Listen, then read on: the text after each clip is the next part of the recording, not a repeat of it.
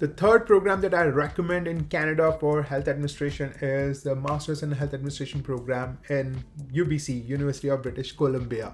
Now, if you are wondering why would I not keep it above Dalhousie University at the second place, the reason is because of the close immigration in British Columbia, and there is no provincial nomination support at all for international students. So everybody is applying for the federal skill program or federal immigration programs, which is very competitive. So it does not give you an give you an advantage of moving to Canada as an immigrant applying at the UBC. But British Columbia is the best place in Canada to live at. I want to live at Vancouver if I get a chance, and this university is located right in the heart of Vancouver City, which is one of the most beautiful cities in North America. But still, the chances of immigration goes way down compared to if you do a program from Dal or from University of Toronto even, would have a higher chance compared to this one. But let's learn about Masters in Health Administration program at UBC. So again, highlights of the program: it's a 24-month professional program for clinician, managers, researchers who are seeking solution in today's complex health delivery issues. A few things that they throw up on top of their website is combining health systems, policies, and management. Our unique curriculum offers educational and professional foundations required for leadership in healthcare. Our weekend modular format allows you to study while continuing to build your career. With our compressed schedule, you attend class every 3 to 4 weeks, which is awesome if you are going to work in Canada and you want to take it slow and you want to learn on your own pace and you want to do some part-time jobs or another career. So that's a great schedule, just like University of Toronto has a very good schedule. UBC also have a great schedule right here, and there are 4 options that I'm going to talk about anyway: admission requirement, program details, and career outcomes. So let's look at the admission requirements, which is our number 1 favorite.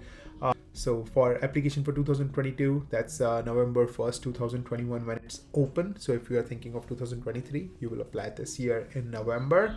And it will talk about applicants from Canada and US, while applicants from with international credentials, which will be the international student mostly watching this video right now.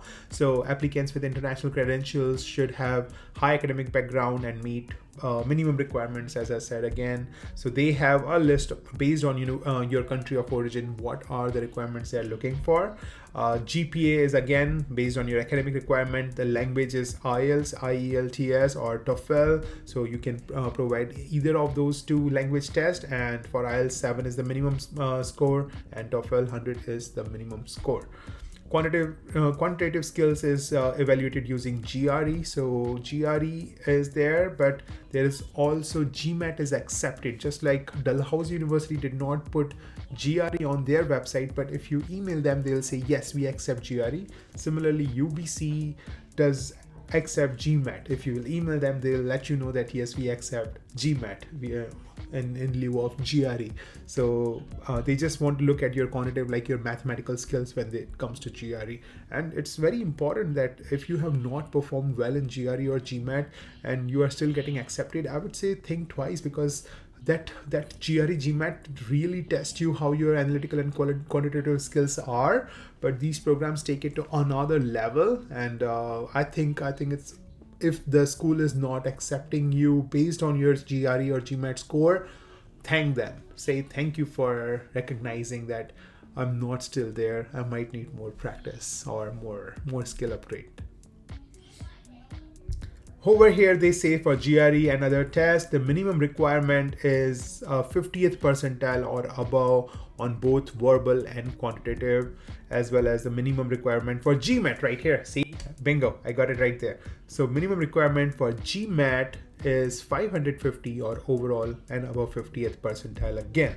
So these are all the admission requirements. How would you apply? By clicking here, apply now, and they have admission cycle for international student intake for fall 2022. February 1st was the application deadline, and admission decisions are made by April. So if you're applying for 2023, then before February 1st, everything, including your documents, your transcripts, everything should be there before February 1st. One thing I really liked was these FAQs, which give you a very thorough information. All the questions that you can think of, these questions are answered in these FAQs. How many people have got jobs in past? How long should my letter of intent be? Can I change my referee after the application has been submitted? Do you have a wait list? And if I have been refused for the admission, how can I get feedback on my application? All these questions they have just put together, which is a very, very good and interactive way for the school. So that's quite some information about the admission requirement. When it comes to program detail, it is similar to how other programs are. Don't think that one program would be way different than other programs. It's just the schedule is arranged different. They have 24 courses, each is 1.5 credit. So that makes the total program to be 42 credit graduate degree program.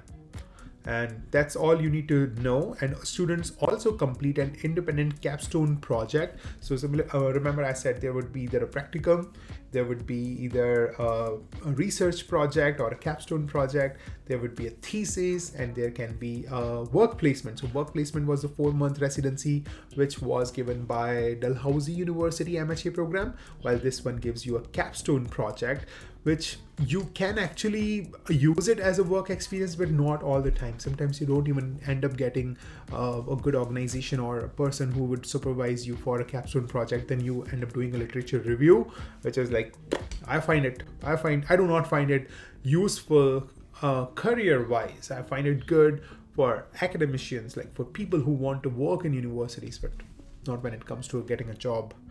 That's a hardcore truth, right? You need work experience to get more work experience. So here they have given a nice overview of what are the MHA outcomes after the MHA program. 450 people have been graduated. Where do their alumni work? In clinic care, health informatics, healthcare management, education, research, project management, human resources, and many other places. What is the most valuable experience is cohort learning, which is actually very important. And international students do struggle with cohort learning because many schools in India, especially those coming from healthcare background, we do not have a lot of cohort learning environment there. But here, like peer evaluation is there. So your peers are going to evaluate you on how did you perform in that particular small project or a classwork that you did.